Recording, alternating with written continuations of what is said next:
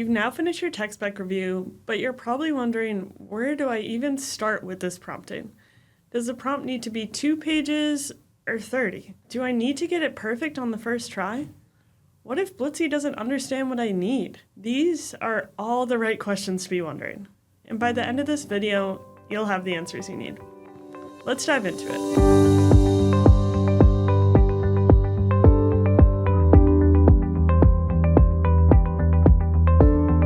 Blitzy, I'm going to click on the build button.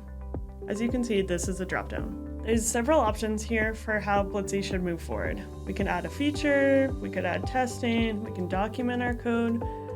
For this Grafana modernization, I'm going to select refactor. Just a note here, all of these different builds have a template online, so you can refer to that as a starting point here. To take a step back, you're probably wondering, what even is a generation prompt? You can think of the prompt as specific instructions. In the Agent Action Plan, or AAP as we call it, as the blueprint you get back. You get to see exactly what Blitzy plans to do before it touches a single line of code. And this is free to iterate on, so the goal is to keep tweaking the prompt until you're 100% happy with the plan. Now here at Blitzy, we have 10 rules that we like to call the golden rules. These rules are essentially how to talk to Blitzy to get the best results. The biggest takeaway here is skip the pleases and ifs. Being direct here isn't actually rude, it's architectural clarity. We want to specify exactly what we do and do not want Blitzy to do. Also, if you can't measure any goals, Blitzy won't know when the job is actually finished.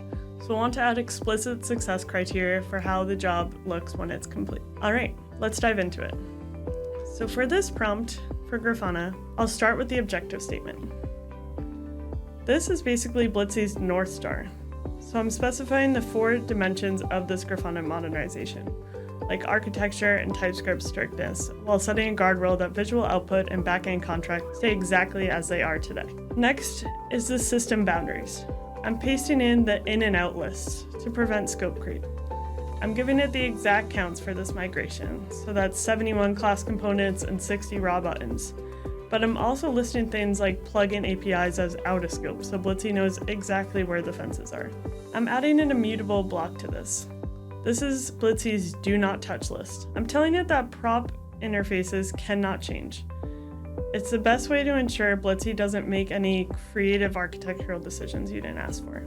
In the next section, technical specifications, I'm pasting our stack requirements. Things like React 18, any versioning, Grafana UI, and use styles too.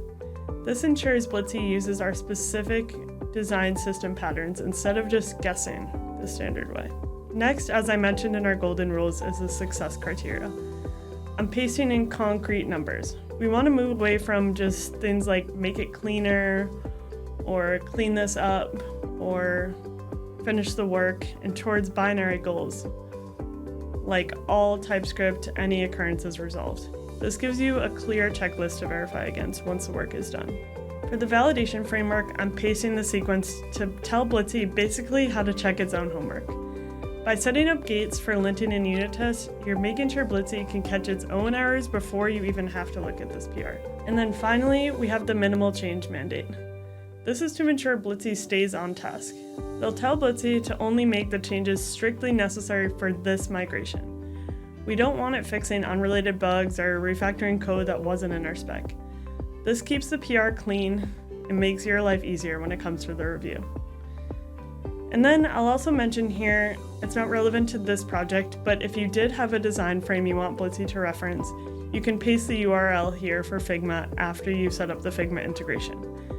That will give Blitzy a visual source of truth to match the code against. And that's pretty much it. The prompt doesn't need to be long. It just needs to be clear about the boundaries and the goal we have here. The key, as I mentioned several times, is to be direct. You don't want Blitzy reading your mind or making any guesses about your architecture. If you do leave it open-ended, Blitzy will fill in the blanks, so you want to stay specific. I'm going to hit Create Plan to generate our Agent Action Plan. And that's it.